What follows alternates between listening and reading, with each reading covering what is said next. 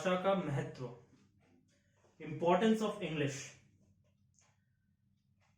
कितना जरूरी है हमारे आम जिंदगी में, हमारी बोलचाल की भाषा में अंग्रेजी का क्या महत्व है, आज हम इस पे बात करेंगे। इंग्लिश का उपयोग करके हम अपनी जीवन शैली में, अपनी पहचान में एक नया रूप दे सकते हैं, एक नई दिशा दे सकते हैं। अच्छा चलिए, आप मुझे ये बताइए कि आप में से हर कोई कभी ना कभी सरकारी महकमे में तो गया होगा, सरकारी दफ्तर में, सरकारी ऑफिस में, किसी ना किसी काम से, पुलिस स्टेशन, कोर्ट कचहरी, पीडब्ल्यूडी के ऑफिस, कहीं ना कहीं तो गए होंगे। बर्थ सर्टिफिकेट निकलवाने के लिए गए होंगे, किसी ना किसी सरकारी महकमे में तो गए होंगे आप कभी ना कभी। अब वहां का उदाहरण लीजिए, अपने मन में सोचिए कि आप हैं जो हिंदी में बात करते हैं और वहीं एक बंदा आता है आपके साथ, आपका एक साथीदार आता है जो फर्राटेदार इंग्लिश बोलता है, दो शब्द उसने इंग्लिश को बोले सामने, और भाई साहब सरकारी मुलाजिम वहां पे एकदम फटाफट उसका काम कर देता है। अब आप समझ गए होंगे, अगर आपका काम फटाफट होता है या जल्दी से हो जाता है या कोई आपके काम करने को तैयार है, तो भैया क्यों नहीं सीखना अंग्रेजी? बिल्कुल सीखो यार, काम बन रहा है, अपना काम बन रहा है तो क्या फर्क पड़ रहा है, सीखो अंग्रेजी। क्या जिस भी भाषा को सीख के अगर आपके काम बनता है तो भाई सीखो। और वैसे भी अगर आप अपने आसपास देखें, अपने समाज में, अपने घर में, या कहीं भी आप आसपास थोड़े नजर दौड़ाएं और अगर आप देखें तो हर जगह अंग्रेजी का चलन है, हर जगह अंग्रेजी का चयन है। आप देखें तो आजकल आपकी सारी किताबें अंग्रेजी में आ रही हैं, आपकी पढ़ाई अंग्रेजी में हो रही है, आपकी नौकरी अंग्रेजी में हो रही है, आपकी कमाई अंग्रेजी में हो रही है। आप अगर कैसे बातचीत करते हैं, जितने भी आपके पेमेंट हैं, जितने भी आपके एप्स यूज करते हो आप, सारी अंग्रेजी में है। आप फॉर्म भरते हैं वो अंग्रेजी में है। तो आजकल हर जगह अंग्रेजी का चयन है। विज्ञान को देख लीजिए, विज्ञान में भी अंग्रेजी है। आप दूर संचार अगर आप देखें तो वहां भी अंग्रेजी का बहुत चयन है। एक जमाना था जब सिर्फ डीडी नेशनल चलता था, एक चैनल होता था और वही सब देखते थे, लेकिन अब अंग्रेजी के इतने सारे चैनल्स हैं, हिंदी के भी कई सारे चैनल हैं। आपको आपकी भावनाओं का आगमन, आप किसी से कोई बात, अपनी बात रखना चाहते हैं, कोई अपनी बात आप तक रखना चाहता है, तो ये सारी चीजें आज हर कोई अंग्रेजी में कर रहा है। या अपने घर से अगर आप 2 कदम बाहर निकलें, और चाहे वो दुकान हो, चाहे आप कहीं पढ़ने जा रहे हो, या आप मार्केट में कोई सामान लेने जा रहे हो, या आप कहीं बाहर कहीं काम करने जा रहे हो, या किसी के घर जा रहे हो, किसी फंक्शन में जा रहे हो, हर कोई अंग्रेजी में बात करना चाहता है। हर कोई 2 शब्द अंग्रेजी में बोलते ही बोलता है। जाने अनजाने आप भी कई शब्द अंग्रेजी में बोलते होंगे, ध्यान में नहीं आता, लेकिन हमारे मुंह से कई बार अंग्रेजी के शब्द निकलते हैं और आप सुनते भी होंगे। तो अगर इतना ही आवश्यक है या इतना ही महत्वपूर्ण है अंग्रेजी, तो फिर क्यों नहीं सीखें? बिल्कुल सीखें, हर्जी क्या है। चलिए अब ये बताइए, अंग्रेजी है कौन सी चिड़िया? मतलब इतना सब कुछ है क्या अंग्रेजी? अंग्रेजी अगर हम ध्यान दें तो 3-4 चीजें हैं। सबसे पहले आता है वोकैबुलरी, शब्दकोश, ग्रामर यानी कि व्याकरण, उसके बाद आपका आता है स्पेलिंग यानी कि शब्दों को कैसे लिखा जाए, सही शब्दों को कैसे लिखा जाए। उसके बाद 2 बड़े महत्वपूर्ण चीज आते हैं, एक है स्पोकन इंग्लिश और एक है रिटन इंग्लिश। इन सब में सबसे ज्यादा जरूरी और महत्वपूर्ण है तो वो है स्पोकन इंग्लिश। बाकी चीजें अगर आप ना भी आती है ना, चलेगा, कोई नहीं पूछ रहा, लेकिन क्योंकि देखिए आप क्या करते हैं अपने काम को, आप जो भी काम करते हैं उसको आप प्रदर्शित कैसे करते हैं। आप अपनी कोई भी बात किसी के सामने रखना चाहते हैं तो आप कैसे रखेंगे? लिख के तो नहीं रखेंगे, या व्याकरण से तो नहीं रखेंगे, या अपने शब्दकोश से तो नहीं रखेंगे। सबका जरूरत है, थोड़ा थोड़ा सभी चीज चाहिए, लेकिन सबसे इंपॉर्टेंट क्या है? Spoken English. तो अगर हमें इंपॉर्टेंस ऑफ इंग्लिश हम बात कर रहे हैं तो the most important thing is spoken English. बातचीत, कोई आपसे 2 शब्द कह रहा है तो आपको उसका सारांश समझ में आ रहा है। मैं 2 शब्द कह रहा हूं तो मैं जो कहना चाह रहा हूं उसका मतलब सामने वाले को समझ में आ रहा है। This is the importance of English. अच्छा, आपके आसपास के जितने भी लोग आप जानते हो, जितने भी घर में फैमिली मेंबर्स हों, दोस्त हों, आपके को कलीग्स हों, कार्यकर्ता हों, जो भी हों, सरकारी में हों, पॉलिटिक्स में हों, कहीं भी हों, जिनको अंग्रेजी बोलना आता है, अगर आप ध्यान दोगे तो 80% लोग को सिर्फ बोलना आता है। उन्हें ना तो ग्रामर पता है क्या वो इस्तेमाल कर रहे हैं, ना उन्हें सही वाक्य बोल रहे हैं, वो भी शायद गलत बोल रहे हो। कई लोग होंगे जो शायद वाक्य भी गलत बोल रहे होंगे, लेकिन वो जो कहना चाह रहे हैं वो बड़ी ही सरलता से और बड़े ही स्मार्टनेस से सामने वाले को समझा पा रहे हैं, सिर्फ अपने बातचीत से बस। और आपको एक मजे की बात बताता हूं मैं कि एक बहुत ही लॉजिकल सी बात है। अगर आप कहीं काम करने जा रहे हैं या इंटरव्यू में जा रहे हैं, ठीक है, तो आप इंटरव्यू में जा रहे हैं और आपको अंग्रेजी नहीं आती, तो आपके पास अगर 10 कंपनी सामने है तो कंपनी आपको चुनेगी। लेकिन अगर आपको अंग्रेजी आती है तो आप कंपनी को चुन सकते हैं। So you have to make a decision, you want the company to choose you और you want to choose the company.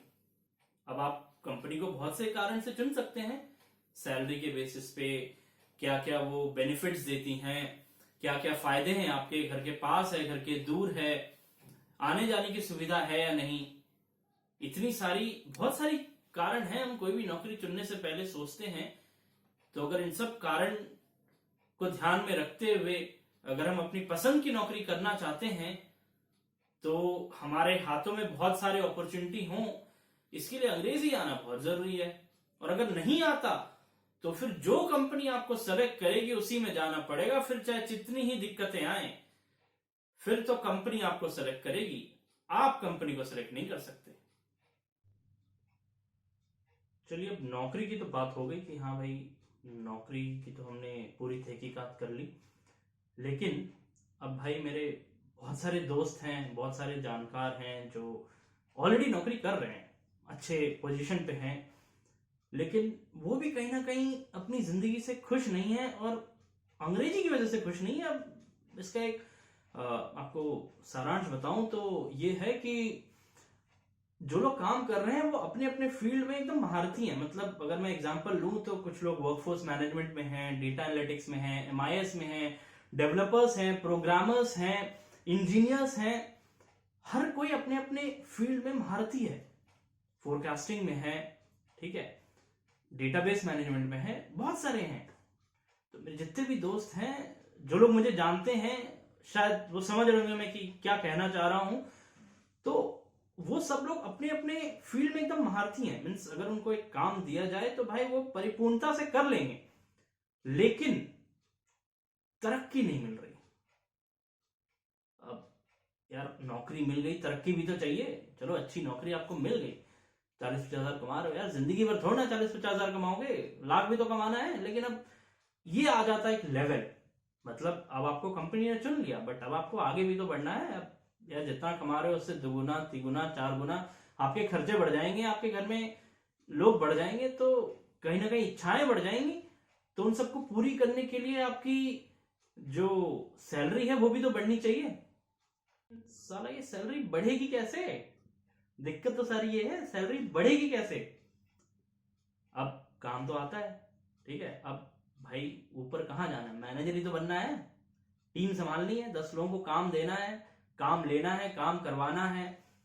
तो अब हमारे देश में क्या है कि सबसे ज्यादा, चाहे वो विदेशी कंपनियां हो चाहे वो भारतीय कंपनियां हो, अगर वो पैसा कमाते हैं तो वो कमाते हैं बाहर के क्लाइंट से, बाहर की कंपनियों का काम लेते हैं, फिर उससे वो पैसा कमाते हैं। तो आपके क्लाइंट और आपका जो कॉमन भाषा है वो है अंग्रेजी।